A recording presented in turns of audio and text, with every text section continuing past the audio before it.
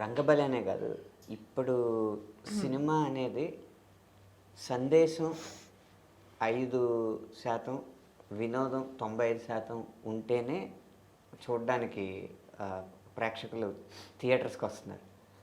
ఆ సూత్రాన్ని లేదా ఆ వంటకాన్ని సరిగ్గా అనుసరించిన కథ రంగబలి అనేది నా ఉద్దేశం. ఉంది, చాలా మంచి విషయమే చెప్తున్నారు చివరికి వచ్చేటప్పటికి.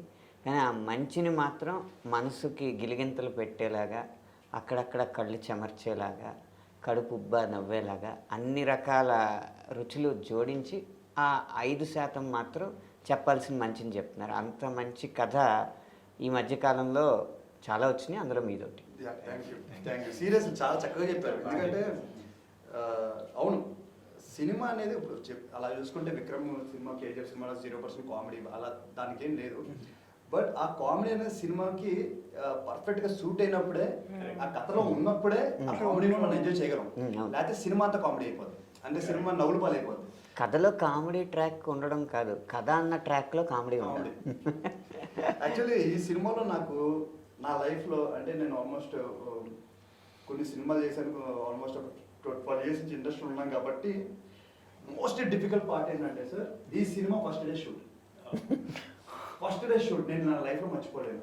ఎందుకంటే ఒక 6 pages డైలాగ్ ఇచ్చాడు ఫస్ట్. ఒక 6 pages డైలాగ్ సరే చెప్పేద్దాం రెడీ అయితే అది నా మోటివేషన్లో చెప్పాలి. ఇప్పుడు నా మోటివేషన్, నా బాడీ లాంగ్వేజ్ ఇప్పుడు ఏ సినిమాలో పెట్టలేదు. సో నాకు అదంతా అలవాటు లేదు.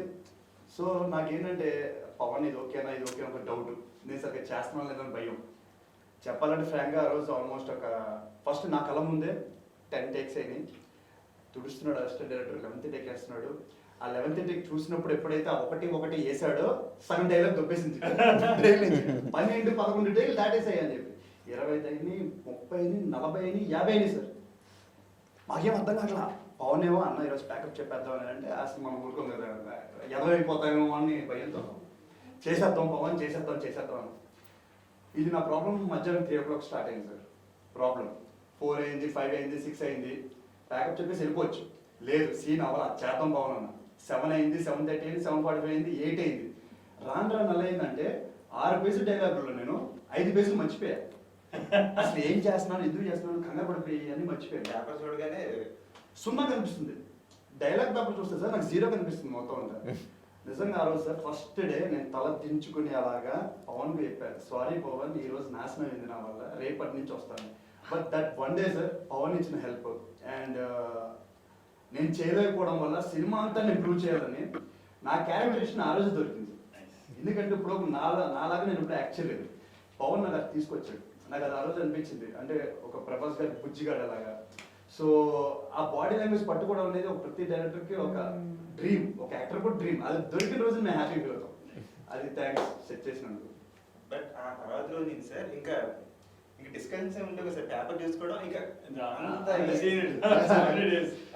చాలా సీన్స్ ఆ ఈజ్ వల్ల వాటి వల్ల చాలా బాగా ఇది మంచిదండి, బిజినెస్కి మంచిదే. అదే డైరెక్టర్ హీరోని పొగడడం, హీరో డైరెక్టర్ చాలా బిజినెస్ మంచిదండి. అది నేను చెప్తున్నాను కదా.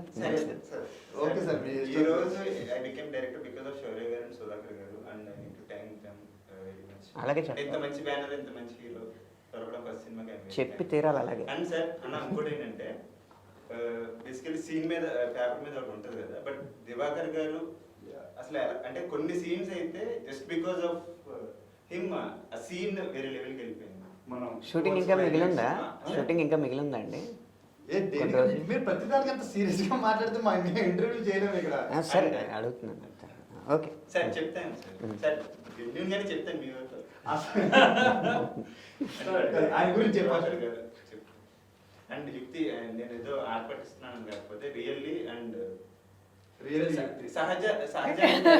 సహజాని క్యారెక్టర్ చూసినప్పుడు లైక్ ఫోటో చూస్తున్నప్పుడు ఒక white churidar orange yellow chunni or something, ఆ ఫోటో చూడగానే ఐ థాట్ సహజ అంటే రంగబలి మీకు ఫస్ట్ వచ్చిన వాట్ యువర్ థాట్ అంటే ఫస్ట్ మీకు రంగబలి అని వెంటనే మీకు గుర్తొచ్చే మనుషులు, గుర్తొచ్చే ఇన్సిడెంట్స్, మీరు expectations?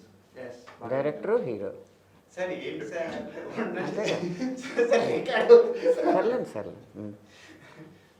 No, Rangavali, when I heard, like first time when I heard the title, I felt it was very powerful. So I told him I want to hear the story. So when he told us like entire story, నేను కొంచెం చూసీగా ఉంటాను cinema and I have not shot too many commercial films. So నాకు Pawan I don't know whether I can do this own, but I was very fond of Shaurya, always I want do something. But మన పవన్ కథ ఎలా చెప్పాడో sir, while he was narrating there was lot of moments it made me laugh, lot of moments I felt very heavy, like especially that one scene between you and father. So alanti, so I was like very keen to how visually we can elevate this ani chala naku oka interesting and challenging ga undi. That's why I said like okay we'll do. So కానీ ఏదైనా అది director క్రెడిటే కదండి అది కూడా. డైరెక్టరే కదండి, ఇప్పుడు కథ రాసుకుంది director. ఈ సినిమాకి నా దగ్గరకు వచ్చాడు దివకరం అని, మీ దగ్గరకు వచ్చిన కూడా డైరెక్టర్ కదా, యుక్తి దగ్గరకు వచ్చిన కూడా సార్ మీరు డైరెక్టర్. మీకు 5 పాటలు ఇచ్చారు, యాక్టింగ్ ఛాన్స్ ఇచ్చారంట, మీరు ఏంటి సార్ మీరు సార్ మళ్ళీ- కాదు. సరే మిమ్మల్ని అడుగుతున్నాం, సార్ అంటే సార్ అడగండి. మిమ్మల్ని అడుగుతున్నాం. రంగబలి అన్న వెంటనే, ఆ పేరు వినిపించిన వెంటనే మీకు అనిపించే 3 విషయాలు ఏంటి? పుట్టి పెరిగిందంతా పశ్చిమ గోదావరి జిల్లా, నాకు తెలిసింది ఎక్కువ పల్లెటూర్లు, చదువుకుంది టౌన్ కాబట్టి నా బాల్యం అంతా పల్లెటూరు మహా అయితే టౌన్ వాటి చుట్టే ఉంది.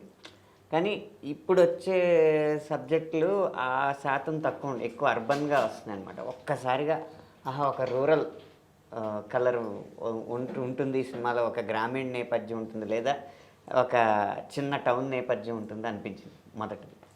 కానీ కథ విన్న తర్వాత అనిపించింది కథ ఏదో మొదటి కథ రాస్తున్న వాళ్ళ రాయలేదు ఈయన, ఖచ్చితంగా ఒక పరిపక్వత ఉపయోగించారు, అంటే ఒక మెచ్యూరిటీ ఉపయోగించారు అనేది మొదట నాకు అనిపించిన విషయం. తర్వాత డైలాగ్స్ చూస్తుంటే ఎందుకు డైరెక్టరే డైలాగులు రాస్తున్నాడు అన్న ప్రశ్నకి నాకు సమాధానం ఏంటంటే ఆ కథలోనే డైలాగ్స్ ఉన్నాయి, కథకి కొత్తగా ఎవరు డైలాగులు రాయాల్సిన అవసరం లేదు. అది అనిపించింది. ఆఖరిగా ఒక ప్రశ్న అడుగుతున్నాను అందరినీ, బాగానే ఉంది సినిమా బాగుంది అంటే అడుగుతుంటే కూడా కామెడీగా ఉందండి మీకు. సర్లే ఈ సినిమా హిట్ అవుద్దని మన అందరికీ నమ్మకం ఉంది కదా, కానీ సినిమా హిట్ అవ్వడం వెనక ఖచ్చితంగా బలమైన కారణం ఒకటి ఉంటుంది. ఎవరి వల్ల ఈ సినిమా హిట్ అవుద్దని అనుకుంటారు మీరు చెప్పండి. నాకు తెలిసి శౌర్య గారు వల్ల, ఆయన యాక్టింగ్, ఆయన ఎలా ఈ సినిమాని మొత్తం ఆల్మోస్ట్ షోల్డర్ మీద పెట్టుకుని తీసుకెళ్లారు. I think because of Shaurya cinema super. మీరు చెప్పండి సార్. ఐ థింక్ ఈ సినిమా క్రెడిట్ అంతా ఐ థింక్ నా డైరెక్టర్ పవన్కి ఇస్తాను. ఎందుకంటే అసలు ఆ కథ రాసుకున్నప్పుడే ఒక క్యారెక్టరేషన్ కానీ నన్ను బాగా మౌల్ చేసేదానికి అండ్ నన్ను బాగా ఎలివేట్ చేశాడు. సో నన్ను ఇలా చూపించినట్టుగా ఇంకొకరికి ఏ డైరెక్టర్ చూపించలేదు. అండ్ క్రెడిట్ అంతా నేను పవన్కి ఇస్తాను. ఈ సినిమా డెఫినెట్లీ బ్లాక్ బస్టర్, ఆ బ్లాక్ బస్టర్ పవన్కి. మీరు సార్? నేనైతే హీరో గారు అండ్ మై ప్రొడ్యూసర్ గారు సుధాకర్ గారు, లైక్ నాకు అన్ని విషయాల్లో they supported me in terms of everything.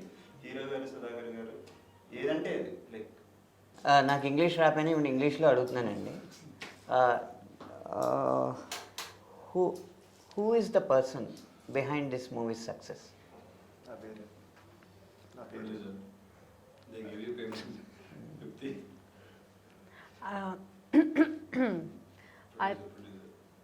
Yeah, because he's producing it, of course, it's his money.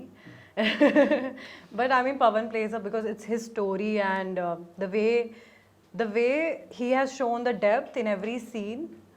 I feel like this is very important because there's so much depth in every scene. The very small things which actually happen, but people are not able to show that. And I think he was able to. Hit అయిపోద్ది cinema. And Visual కావాలా sir?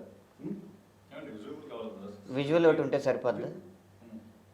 కాదండి, basic ఇప్పుడు మీరు అడిగిన question మేము కరెక్ట్గానే కదా answer ఇస్తున్నాం. ఏంటంటే కరెక్ట్గా ఇచ్చేది ఎప్పటి నుంచో వస్తున్నానండి ఇంటర్వ్యూల్లో, కనీసం ఇందులో పిలిచారు అనుకోండి అది వేరే విషయం. అసలు లిరిక్ రైటర్ అనే వర్డ్కి సినిమా సక్సెస్లో భాగమే లేదు, అంతే కదా మీ అందరూ దీంట్లో ఉద్దేశం. మీరు యాక్ట్ చేశారని పిలిచాను. అంటే పాటలు రాలేదండి నేను, Oh, double payment ah?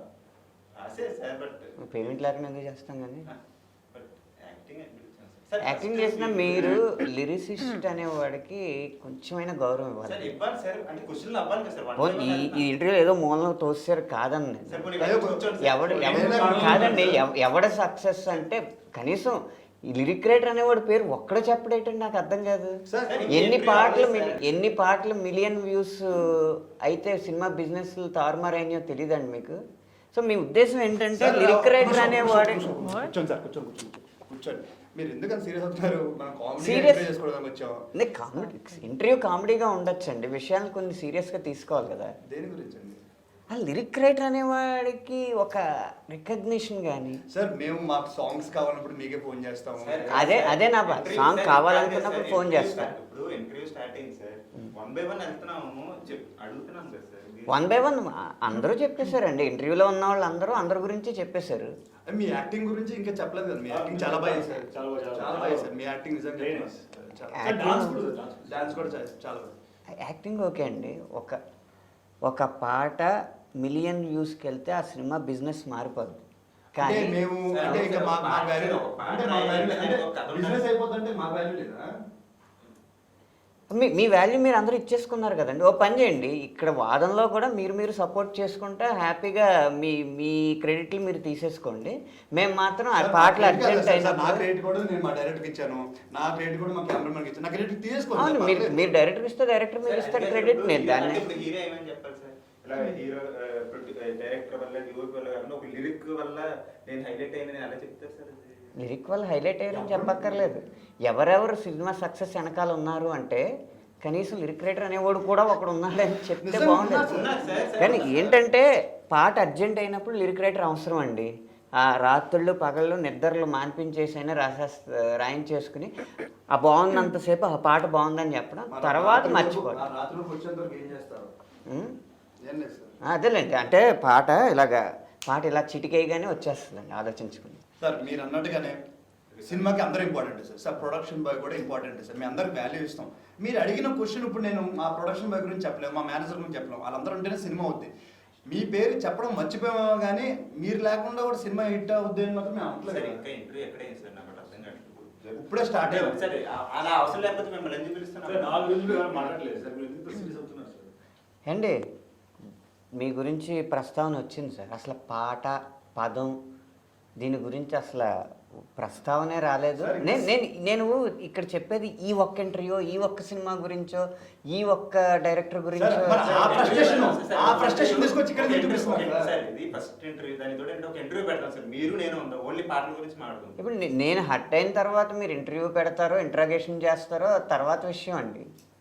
మీరు సినిమా సక్సెస్ వెనకాల ఎవరున్నారంటే మహా అయితే హీరో పేరు, హీరో డైరెక్టర్ పేరు, డైరెక్టర్ హీరో పేరు. కాకపోతే అసలు ఈ అన్నిటి గోలలో లిరిక్ రైటర్ అన్న వాడికి ఎక్కడ స్థానం లేదు. పాట అర్జెంట్ అయితే కనీసం మాట్లాడివ్వండి సార్. పాట అర్జెంట్ అయితే మాత్రం పగలో రాత్రులు మేలుకుని రాసిచ్చేయాలి. అప్పుడు మాత్రం మీరు గ్రేట్ అండి, అసలు ఇంత ఇలా రాశారండి, ఇవన్నీ ఓకే.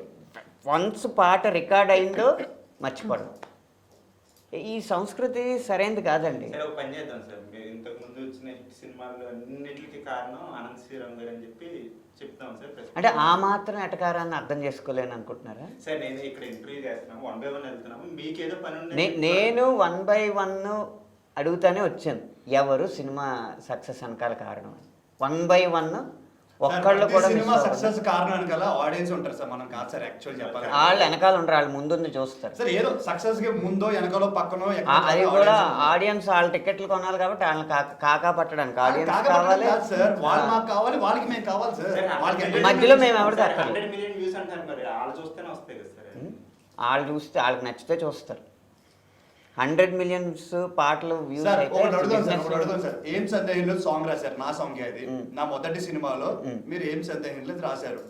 ఓకే, నేషనల్ అవార్డు వచ్చిందా లేదా సార్? 7 అవార్డులు వచ్చాయి. 7 అవార్డులు వచ్చాయి. ఒక్కదానికి నన్ను పిలిచారా? తీసుకుంది ఎవరు? మీరే కదా. నన్ను పిలిచారా? నేను హట్ అయ్యాము అప్పుడు. చెప్పండి, ఇప్పుడు చెప్పండి. మేము హట్ అయ్యాము. 7 అవార్డులు వచ్చింది. ఒక్క యాక్ట్ చేసింది నేను, డైరెక్ట్ చేసింది అవసరం శ్రీనివాస్ గారు. మమ్మల్ని పిలవలేదు, వీళ్ళిద్దరు మ్యూజిక్ డైరెక్టర్ ఈయన. అవార్డులు నిర్వహించేది నేనా? మరి ఇప్పుడేమో సినిమాలో ఆడియన్స్ ఇప్పుడు ఈ క్వశ్చన్ అడిగిపించింది. అవార్డులు నిర్వహించేది నేను. వాళ్ళే డిబేట్ పెట్టుకోవడానికి మనం మాట్లాడుకోవాలి సార్. డిబేట్ గురించి నాకు తెలిపోను సార్. మేము మా సినిమా ప్రమోట్ చేసుకుంటాం. నాకు ఉండాల్సిన అవసరం లేదు. ఒకటి విషయం మాత్రం గుర్తుపెట్టుకోండి, లిరిక్ రైటర్ అనేవాడిని గుర్తుపెట్టుకోలేకపోతే కష్టం అండి. సార్ సినిమా సక్సెస్ అనేది అందరికీ సక్సెస్ సార్ అది లేదు ఎంత serious సార్ అయితే- అదే చెప్తున్నాను సార్, అది వేరే సినిమా ఫ్రస్ట్రేషన్ తీసుకొచ్చి మన సినిమా పెడితే ఎలా కుదురుతుంది sir? A few moments ago. ఈ సినిమా హిట్ అవుతుంది, అందరికీ నమ్మకం ఉంది. ఏ కారణం వల్ల ఈ సినిమా హిట్ అవుద్ది అనుకుంటున్నారు? నేను ఒక మాట చెప్తాను, నేను చెప్పను, మ్మ్. పవన్ చెప్తాను. నేను చెప్తాను, నేను లాస్ట్లో చెప్తాను, డెఫినెట్గా చెప్తాను. ఇది ఎవరి గురించి వాళ్ళు చెప్పుకోవాలి. అది అసలు ముందు మ్యాటర్ చెప్పాలి కదా. మంచి ఎవరి గురించి వాళ్ళు చెప్పుకుని ఆపేయాలి. అంటే ఏంటంటే వాకౌట్ అదే, ఎలా అంటే కోపం వస్తుంది.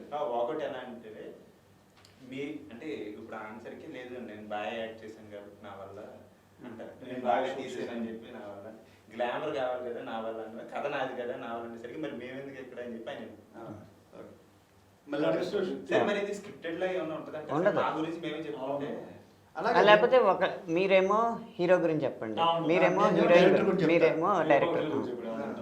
Okay perfect. నా గురించి మర్చిపోండి అంతే. అదే. సరే ఏమైనా Okay. కాస్ట్లీ కాకుండా ఏమైనా చీప్ ఉంటే ఏమైనా పగలగొట్టారు మీరు మరీ ఎక్కడికి వెళ్ళినా పగలగొట్టడం, తగలెట్టేయడం, ఏదో అవి ఏం ఒకటి అక్కర్లేదు, బాటిల్ అవి అక్కర్లేదు. వద్దు సార్ వద్దు సార్ అలాగే చేద్దాం. మామూలు వెళ్ళిపోవడం బెటర్. ఓకే, రోలింగా కమలాసన్